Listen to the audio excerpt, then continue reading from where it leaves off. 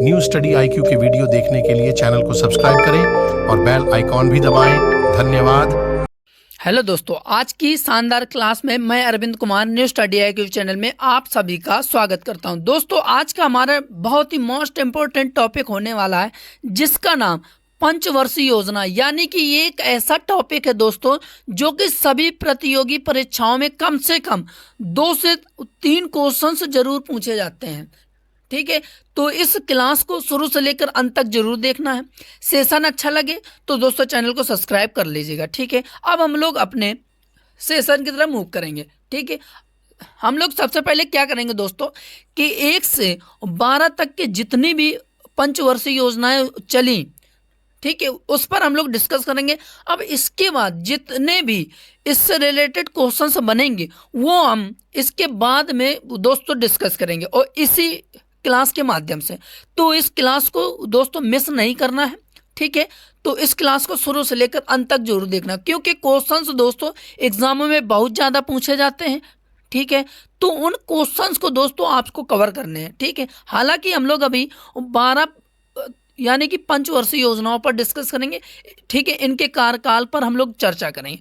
इसके बाद जो क्वेश्चंस एग्जाम में पूछे जाते हैं उस पर हम लोग डिस्कस करेंगे।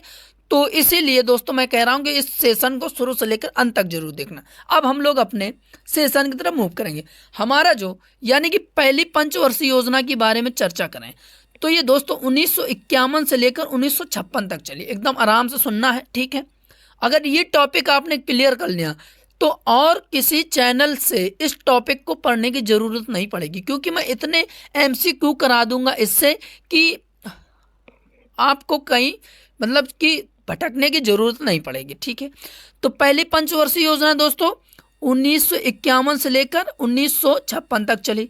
ठीक है, यानी कि अगर हम लोग बात करें कि गैप की, तो यानी कि ये जो पंचवर्षीय योजना है यहीं से दोस्तों आप हर एक योजना में 5-5 को ऐड करते जाएंगे तो दूसरी, तीसरी, चौथी यानी कि 1 से लेकर 12 तक की पंचवर्षीय योजना हो जाएंगी।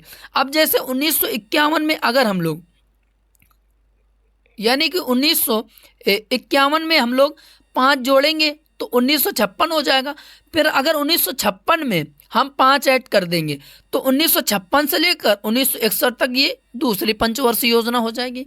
तीसरी पंचवर्षीय योजना दोस्तों 1961 से लेकर 1966 तक दोस्तों चली। ठीक है, अब तीसरी पंचवर्षीय योजना को एकदम ध्यान से सुनना है। ठीक है, क्योंकि इससे क्वेश्चंस दोस्तों बहुत ही ज़्यादा एग्जाम में पूछे जाते हैं। ठीक है, तो वो है कि अगर हम लोग तीसरी पंचवर्षीय योजना के बारे में चर्चा करें, ठीक है, तो तीसरी पंचवर्षीय में दोस्तों योजना में क्या हुआ था कि 1962 में दोस्तों 1962 में भारत और चीन के साथ दोस्तों युद्ध हो गया था। ठीक है, चीन के साथ यानी कि चाइना के साथ दोस्तों युद्ध छिड़ गया।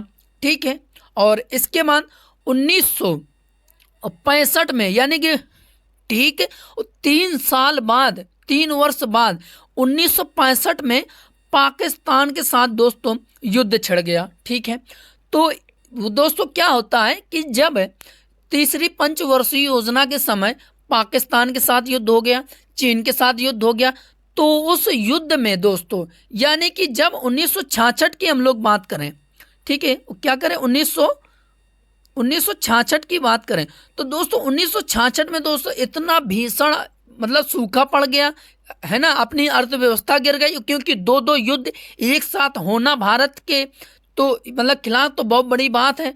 ठीक है, तो तीसरी पंचवर्षीय योजना दोस्तों उसी समय ये यानी कि असफल हो गई। क्या हो गई दोस्तों? असफल हो गई। ये तीसरी पंचवर्षीय योजना दोस्तों असफल हो गई। ठीक है, असफल।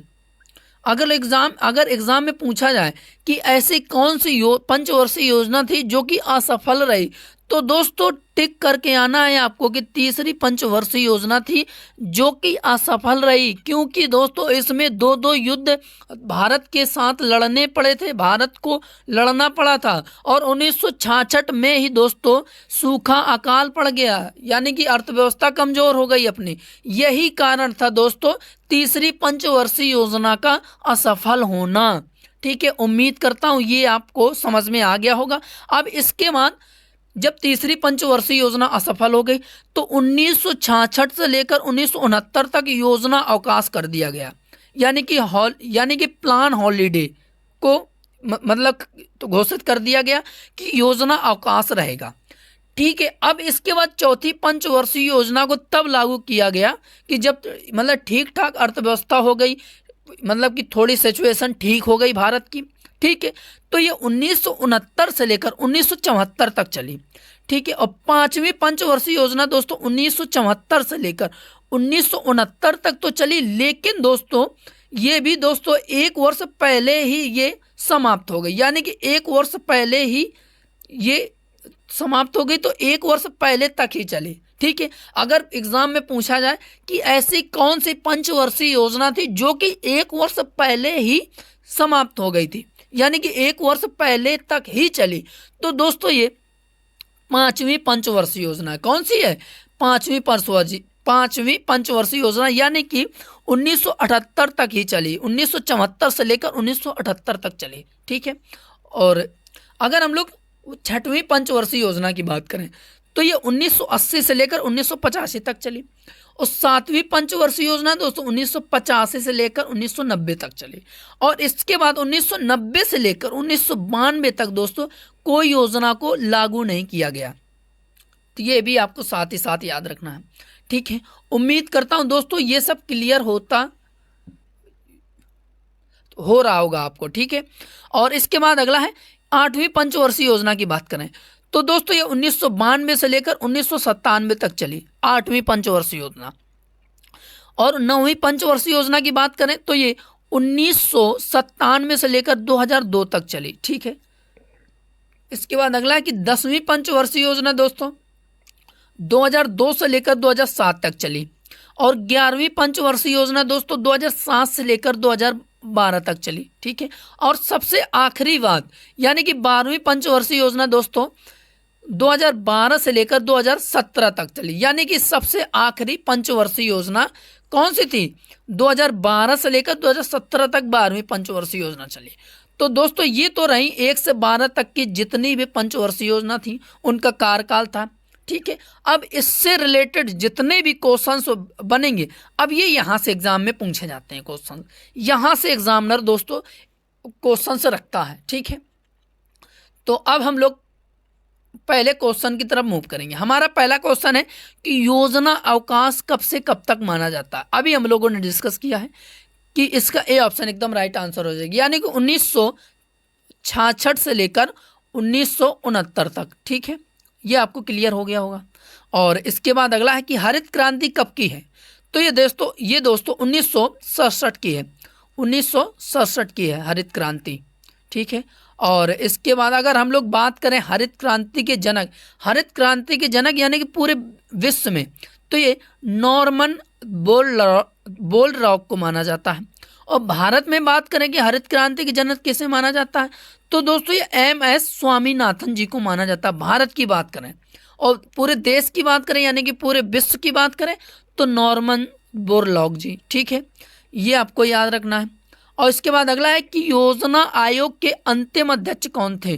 ठीक है, अंतिम अध्यक्ष भी दोस्तों पूछ लेता है कि योजना आयोग के अंतिम अध्यक्ष कौन थे, तो डी ऑप्शन एकदम इसका क्लियर आंसर हो जाएगा। ठीक है, मोंटेक सिंह अहलूवालिया।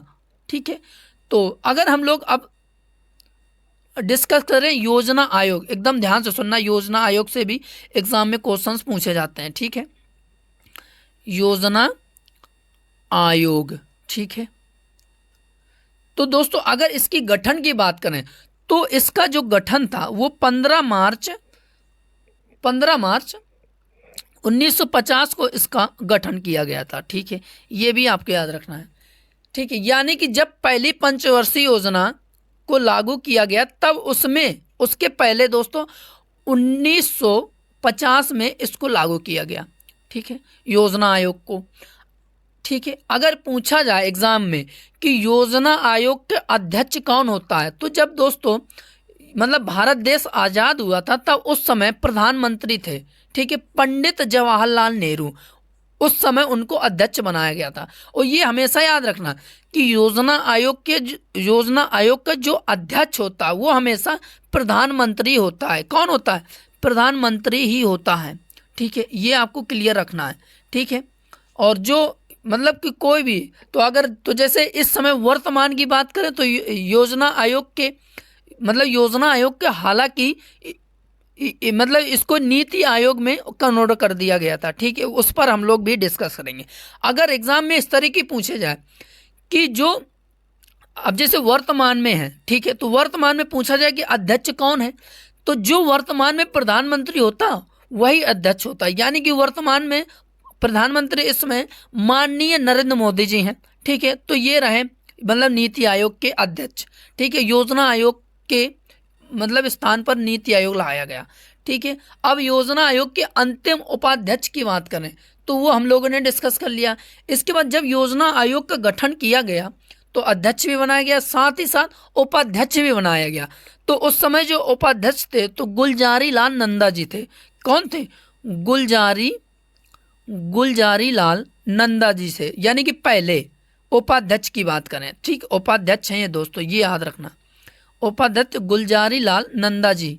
ठीक है, ये क्लियर हो गया होगा आपको।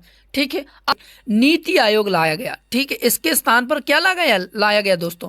नीति आयोग। तो नीति आयोग का गठन दोस्तों 1 जनवरी 2015 को हुआ था। ठीक है, 2015 को। ठीक है, ये आपको याद रखना है, 1 जनवरी 2015 को। ठीक है, और इसका जो है मतलब मुख्यालय है तो न्यू दिल्ली में है। ठीक है, कहाँ पर है?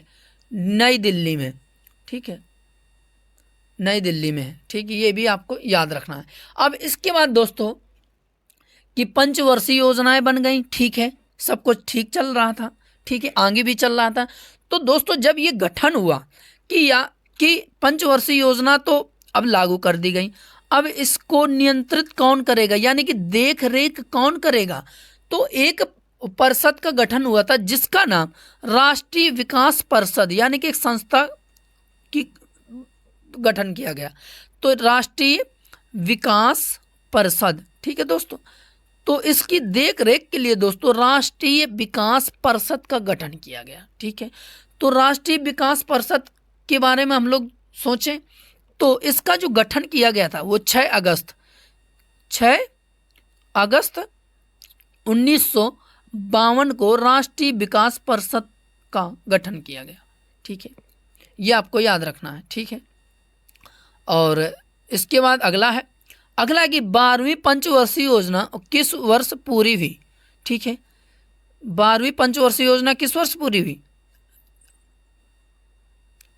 तो इसका हमारा राइट आंसर हो जाएगा मार्च 2017 में। ठीक है, यानी कि 2012 से लेकर और इसमें 5 ऐड कर देंगे तो हमारा 2017 हो जाएगा। ठीक है, सी ऑप्शन एकदम इसका क्लियर आंसर हो जाएगा। इसके बाद अगला क्वेश्चन है अगला क्वेश्चन है कि 2014 में योजना आयोग का नाम बदलकर क्या रखा गया? ठीक है, तो 2014 में क्या रखा गया दोस्तों? नीति आयोग। ठीक है, ए ऑप्शन एकदम इसका क्लियर आंसर हो जाएगा। इसके बाद अगला क्वेश्चन है कि नीति आयोग के अध्यक्ष वर्तमान में दोस्तों नरेंद्र मोदी जी हैं। ठीक है, अगला है कि प्रथम पंचवर्षीय योजना किसने लागू की थी? अच्छा क्वेश्चन है, तो डी ऑप्शन एकदम राइट आंसर हो जाएगा। जोसेफ स्टालिन जी ने प्रथम पंचवर्षीय योजना लागू की थी। डी ऑप्शन एकदम क्लियर आंसर हो जाएगा। इसके बाद अगला है कि प्रथम पंचवर्षीय योजना कब लागू की गई? ठीक है, 1928 में।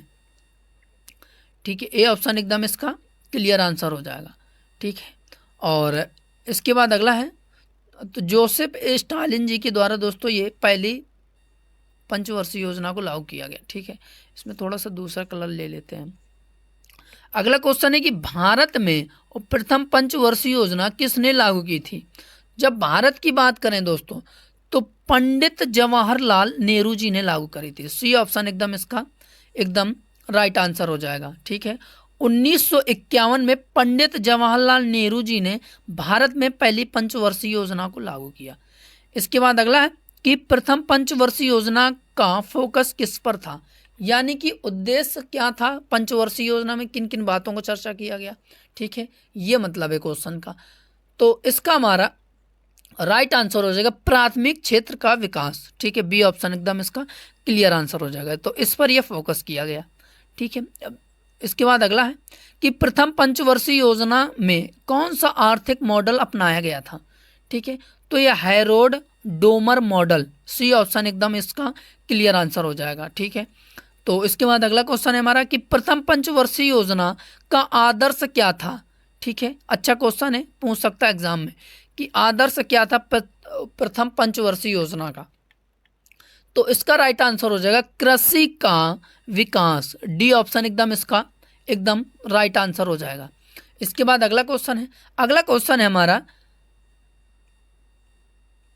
अगला क्वेश्चन है कि प्रथम पंचवर्षीय योजना का उद्देश्य क्या था।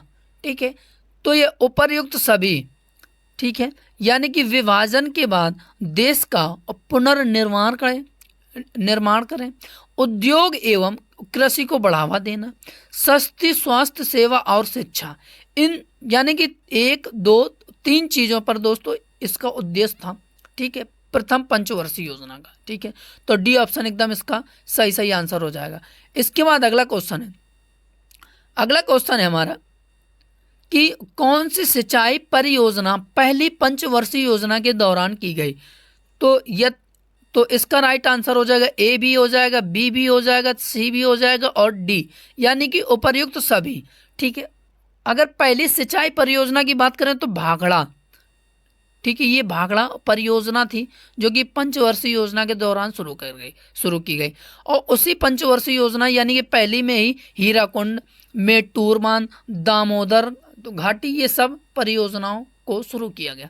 तो उपर्युक्त सभी यानी कि ये ऑप्शन इसका एकदम क्लियर आंसर हो जाएगा। ठीक है, ये आपको इमेज में ये आपको इंपॉर्टेंट पॉइंट्स में दिख रहा होगा कि इस अवधि के दौरान कई सिंचाई परियोजनाएं शुरू की गई। ठीक है, जिनमें से भाखड़ा, हीराकुंड, मेटूर बांध, दामोदर घाटी बांध शामिल है। ठीक है, और इसके बाद अगला है कि प्रथम पंचवर्षीय योजना के दौरान किस शैक्षणिक संस्थान की स्थापना की गई।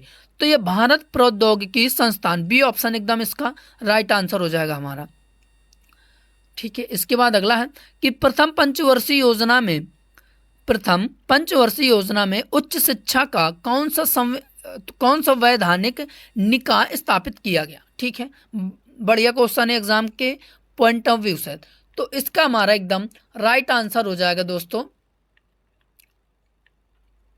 A option. ठीक है, विश्वविद्यालय अनुदान आयोग।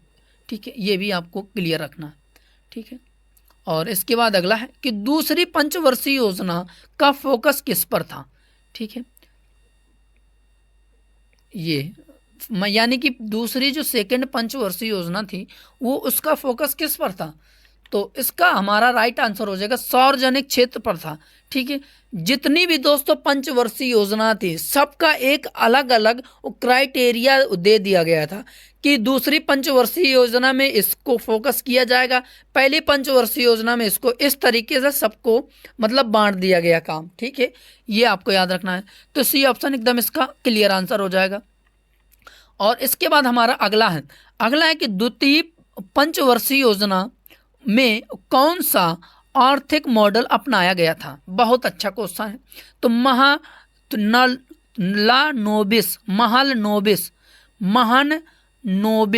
नोबिस, तो डी ऑप्शन एकदम इसका क्लियर आंसर हो जाएगा, महाल नोबिस। इसके बाद अगला क्वेश्चन है कि किस पंचवर्षीय योजना में भारतीय रुपए का अवमूल्यन हुआ था। ठीक है, अच्छा क्वेश्चन है एग्जाम के पॉइंट ऑफ व्यू से। तो ये तीसरा यानी कि तीसरी पंचवर्षीय योजना में सी ऑप्शन एकदम इसका राइट आंसर हो जाएगा। ठीक है, इसके बाद अगला है कि भारतीय रुपए के मूल्य में पहली बार 1966 में अवमूल्यन किया गया था। ठीक है, अगला है कि भारतीय अर्थव्यवस्था के लिए कौन से वर्ष योजनागत अवकाश थे। ठीक है, अच्छा क्वेश्चन है। अगला राइट आंसर हो जाएगा हमारा 1966 से लेकर 1969 तक। ठीक है, योजना अवकाश की बात करना दोस्तों, प्लान हॉलीडे याद आया हम लोगों ने जब डिस्कस किया था दोस्तों। ठीक है, यानी कि तीसरी पंचवर्षीय योजना को मतलब कि वो क्या बोलते हैं कि असफल रही, और उसके बाद दोस्तों प्लान हॉलीडे आ गया। ठीक है, 1966 से लेकर 1969 तक। ये ऑप्शन एकदम इसका राइट आंसर हो जाएगा। ठीक है, ये आपको पॉइंट्स में लिखा है कि तीसरी पंचवर्षीय योजना की विफलता के बाद भारत सरकार ने 1966 से 1969 तक योजना अवकाश ले लिया, क्योंकि इसमें दोस्तों युद्ध हुआ थे। भारत चीन के साथ हुआ था, भारत पाकिस्तान की हुआ था। ठीक है, और इसके बाद अकाल पड़ गया। ठीक है, सूखा पड़ गया, तो जिससे कि भारत सरकार ने निर्णय ले लिया कि यानी कि 2-3 साल के लिए हम लोग गैप रखते हैं, इसके बाद हम लोग आगे चल के योजनाओं को शुरू करेंगे इस तरीके से। ठीक है, इसके बाद अगला है कि निम्नलिखित में से कौन सा भारत में योजना अवकाशों को क्रियान्वित करने का कारण नहीं था। ठीक है, तो आयात में वृद्धि, डी ऑप्शन एकदम इसका क्लियर आंसर हो जाएगा। ठीक है, आयात में वृद्धि। ठीक है, इसके बाद अगला है कि चौथी पंचवर्षीय योजना के दौरान भारत के प्रधानमंत्री कौन थे। ठीक है, अच्छा क्वेश्चन एग्जाम के पॉइंट ऑफ व्यू से। तो इंदिरा गांधी जी थे। जब चौथी पंचवर्षीय योजना को शुरू किया गया तो उस समय जो प्रधानमंत्री थे वो इंदिरा गांधी जी थे, श्रीमती इंदिरा गांधी जी। ठीक है, ये ऑप्शन एकदम इसका राइट आंसर हो जाएगा। इसके बाद अगला है कि चौथी योजना के दौरान कौन सी कृषि पहल लागू की गई। ठीक है, तो इसका हमारा राइट आंसर हो जाएगा हरित क्रांति। ठीक है, हरित क्रांति लागू की गई। ठीक है, और भारत में हरित क्रांति के जनक एम.एस. स्वामीनाथन जी को माना जाता है। ठीक है, और इसके बाद अगला है कि चौथी पंचवर्षीय योजना के दौरान कौन सा युद्ध हुआ था, कौन सा युद्ध हुआ। तो अच्छा क्वेश्चन एग्जाम के पॉइंट ऑफ व्यू से। ठीक है, तो इसका राइट आंसर हो जाएगा भारत और पाकिस्तान। ठीक है, भारत और पाकिस्तान। ठीक है, चौथी पंचवर्षीय योजना के दौरान, यानी कि जैसे तीसरी पंचवर्षीय योजना हुआ तो मतलब उन्हीं के समथिंग बीच में ही दोस्तों ये युद्ध हुआ। तो इसके बाद ये युद्ध हुआ, फिर प्लान हॉलीडे आया, फिर चौथी पंचवर्षीय योजना को लागू किया गया, तो उसी के दौरान ये डिस्कस किया गया। तो ये आपको याद रखना है, बी ऑप्शन एकदम राइट आंसर हो जाएगा। इसके बाद अगला है कि पांचवी पंचवर्षीय योजना का प्राथमिक फोकस क्या था, यानी कि प्राथमिक फोकस क्या था। ठीक है, तो इसका हमारा राइट आंसर हो जाएगा दोस्तों ए ऑप्शन, गरीबी उन्मूलन। ठीक है, ए ऑप्शन एकदम इसका क्लियर आंसर हो जाएगा। ठीक है, इसके बाद अगला है कि पांचवी पंचवर्षीय योजना को किसने ठीक है अस्वीकार कर दिया था। ठीक है, ये आपको यह फोकस रखना है, अस्वीकार पर फोकस रखना है कि जो पांचवी पंचवर्षीय योजना थी वो किसने अस्वीकार कर दिया था। ठीक है, ऐसे क्वेश्चन एग्जाम में पूछे जाते हैं दोस्तों। तो ये मोरारजी देसाई जी ने इसको अस्वीकार कर दिया था। ठीक है, और इसके बाद अगला है कि पांचवी पंचवर्षीय योजना के दौरान यातायात को समायोजित करने के लिए कौन सी प्रणाली शुरू की गई। तो ये भारतीय राष्ट्रीय राजमार्ग प्रणाली, सी ऑप्शन एकदम इसका एकदम क्लियर आंसर हो जाएगा। ठीक है, इसके बाद अगला है कि 1980 के बाद किस सरकार ने रोलिंग प्लान योजना शुरू की गई। ये फोकस रखना है, रोलिंग प्लान, ये एग्जाम में पूछा जा चुका है दोस्तों। ठीक है, रोलिंग प्लान योजना शुरू की गई। ठीक है, तो इसका हमारा क्लियर आंसर हो जाएगा जनता पार्टी। ठीक है, ए ऑप्शन एकदम राइट आंसर हो जाएगा। ठीक है, जनता पार्टी सरकार ने रोलिंग प्लान यानी कि रोलिंग योजना शुरू की। ठीक है, ए ऑप्शन एकदम राइट आंसर हो जाएगा। इसके बाद अगला है कि किस पंचवर्षीय योजना के फलस्वरूप राष्ट्रीय कृषि एवं ग्रामीण विकास बैंक की स्थापना की गई। ठीक है, ये छठवीं पंचवर्षीय योजना, डी ऑप्शन एकदम इसका क्लियर आंसर हो जाएगा। ठीक है, उम्मीद करता हूं दोस्तों ये सेशन आपको अच्छा लग रहा होगा। तो दोस्तों चैनल को सब्सक्राइब कर दीजिएगा, साथ ही साथ दोस्तों शेयर भी कर दीजिएगा। ठीक है, इसके बाद अगला है कि देश की तेजी से बदलती आर्थिक स्थिति के कारण, ठीक है, एग्जाम में दोस्तों ये क्वेश्चन पूछा जा चुका है। ठीक है, देश की तेजी से बदलती आर्थिक स्थिति के कारण किन 2 वर्षों में वार्षिक योजनाएं लागू की गई। ठीक है, तो ये 1990 से लेकर 1992 तक। ए ऑप्शन एकदम इसका क्लियर आंसर हो जाएगा। ठीक है, इसके बाद अगला है कि 8वीं पंचवर्षीय योजना का मुख्य आकर्षण क्या था। ठीक है, अच्छा क्वेश्चन है। तो इसका राइट आंसर हो जाएगा उद्योगों का आधुनिकीकरण। सी ऑप्शन एकदम इसका बेस्ट आंसर हो जाएगा। ठीक है, इसके बाद अगला है कि भारत विश्व व्यापार संगठन का सदस्य कब बना। ये एग्जाम में पूछा जाता है कि भारत विश्व व्यापार संगठन का मतलब सदस्य बना, तो कब बना भारत। तो ये 1 जनवरी, ठीक है, 1 जनवरी 1995, ठीक है, ये 1995 में बना। ठीक है, ये ऑप्शन एकदम इसका राइट आंसर हो जाएगा। ठीक है, ये आपको क्लियर हो गया होगा। यानी कि 8वीं पंचवर्षीय योजना के दौरान भारत विश्व व्यापार संगठन का सदस्य बन गया था। ये आपको याद रखना है। एग्जाम में इस तरीके से भी पूछा जा सकता है कि भारत विश्व व्यापार संगठन का देश किस पंचवर्षीय योजना के दौरान मतलब बना। तो ये 8वीं पंचवर्षीय योजना के दौरान। ठीक है, ये भी आपको क्लियर रखना है। इसके बाद अगला है कि 9वीं पंचवर्षीय योजना के कार्यान्वयन के दौरान भारत के प्रधानमंत्री कौन थे। तो भारत के जो प्रधानमंत्री थे दोस्तों वो अटल बिहारी वाजपेयी जी। ठीक है, 9वीं पंचवर्षीय योजना के दौरान ये भारत के प्रधानमंत्री थे। ठीक है, पीएम थे अटल बिहारी वाजपेयी। इसके बाद अगला है कि 9वीं पंचवर्षीय योजना के क्या उद्देश्य थे। ठीक है, तो अच्छा क्वेश्चन एग्जाम के पॉइंट ऑफ व्यू से। तो इसका राइट आंसर हो जाएगा ए और बी, यानी कि जनसंख्या नियंत्रण और गरीबी में कमी। ये 9वीं पंचवर्षीय योजना के दौरान इसको मतलब इस पर डिस्कशन किया गया। ठीक है, ये आपको याद रखना है। डी ऑप्शन एकदम इसका क्लियर आंसर हो जाएगा। इसके बाद अगला है कि 10वीं पंचवर्षीय योजना की लक्ष्य वृद्धि दर क्या थी। ठीक है, तो इसका हमारा राइट आंसर हो जाएगा 8% लक्ष्य वृद्धि दर थी। ठीक है, 8%। ए ऑप्शन एकदम इसका क्लियर आंसर हो जाएगा।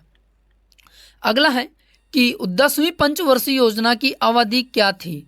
ठीक है, हम लोगों ने डिस्कस भी कर चुके हैं। तो 2002 से लेकर 2007 तक 10वीं पंचवर्षीय योजना रही। और इसमें अगर हम लोग 2007 में अगर हम लोग 5 जोड़ दें तो ये कौन सी पंचवर्षीय योजना हो जाएगी। ये दोस्तों 11वीं पंचवर्षीय योजना हो जाएगी, यानी कि 2012 है ना, ये हो जाएगी। अब इसमें अगर 5 जोड़ देंगे तो 2012 से लेकर 2017 तक ये इस तरीके से। ठीक है, इसमें हर एक योजना में दोस्तों 5-5 ऐड करते जाइए। ठीक है, 112 तक आपकी योजनाएं कंप्लीट हो जाए। तो दोस्तों जितने भी पंचवर्षीय योजनाओं से रिलेटेड क्वेश्चंस बने थे वो हमने डिस्कस कर लिया। और ये क्वेश्चन अगर आपने 2 से 3 बार इस वीडियो को देख लिया तो एग्जाम में आप अच्छा परफॉर्मेंस करके जाएंगे, इससे क्वेश्चंस आपको छूटेगा नहीं। ठीक है, अब इसके बाद दोस्तों मैंने क्या किया है कि लिस्ट फॉर्मेट में मैंने पंचवर्षीय योजनाएं भी दे दी हैं। जैसा कि पंचवर्षीय योजना ये है, टेबल फॉर्मेट, अवधि है और इनका क्या क्या उद्देश्य रहा है वो भी मैंने इस पे शॉर्ट में दे दिया है। ठीक है, अब जैसे कि ये जो पहली पंचवर्षीय योजना है ये किस पर आधारित है, ऐसे भी पूछ सकता है एग्जामिनर। तो ये हैरोल्ड डोमर मॉडल पर आधारित है। ठीक है, दूसरी पंचवर्षीय योजना है महालनोबिस मॉडल पर आधारित है। तीसरी पंचवर्षीय योजना का उद्देश्य क्या था, गार्डगिल योजना भी कहा जाता है। यानी कि इसको तीसरी पंचवर्षीय, इसको एग्जाम में पूछा जाएगा कि गार्डगिल योजना किसे कहा जाता है, किस पंचवर्षीय योजना को। ये तीसरी पंचवर्षीय योजना को कहा जाता है। ठीक है, इसके बाद अगला है कि चौथी पंचवर्षीय योजना दोस्तों यानी कि आत्मनिर्भरता बनाना। ठीक है, तो विकास यानी कि उद्देश्य बनाना, उपलब्धि हासिल करना। ठीक है, इसका मतलब ये था, इसमें ये चर्चा किया गया था। इसके बाद अगला है 5वीं पंचवर्षीय योजना 1974 से 1978 तक। ठीक है, इसकी अवधि है। ठीक है, और यह योजना तो गरीबी हटाओ, रोजगार, न्याय, कृषि उत्पादन और रक्षा केंद्रित है। ठीक है, इस पर तो ये सब दोस्तों मैंने PDF यानी कि लिस्ट फॉर्मेट में इसको दे दिया है। तो मतलब कि इसका PDF आपको एक बार यानी कि हमारे चैनल एक हमारा टेलीग्राम चैनल है, तो उसका डिस्क्रिप्शन बॉक्स पर लिंक लगा दूंगा, वहाँ से इस पीडीएफ को पढ़ के 1-2 बार दोस्तों रिवीजन करेंगे। अगर आपने इसका प्रिंट आउट निकलवा लिया, ठीक, ये प्रिंट आउट फॉर्मेट में भी आगे पीछे निकलवा लेना, तो अगर आपके सामने नोट्स बना रहेगा ना, तो आपको याद रहेगा कि अच्छा ये नोट्स है, उसको क्लियर करते रहेंगे और रिवीजन करते रहेंगे, तो ये भी आपको क्लियर हो जाएगा। ठीक है, तो दोस्तों आज की क्लास कैसी लगी कमेंट बॉक्स में ये ज़रूर बताइएगा आप लोग। ठीक है, अगर मतलब सेशन अच्छा लगा हो तो दोस्तों चैनल को सब्सक्राइब कर लीजिएगा, शेयर कर दीजिएगा, और ऐसे ही आप लोग प्रेम व्यवहार और सपोर्ट बनाए रखें। ठीक है, अगली क्लास पर मिलेंगे, तब तक के लिए जय हिंद जय।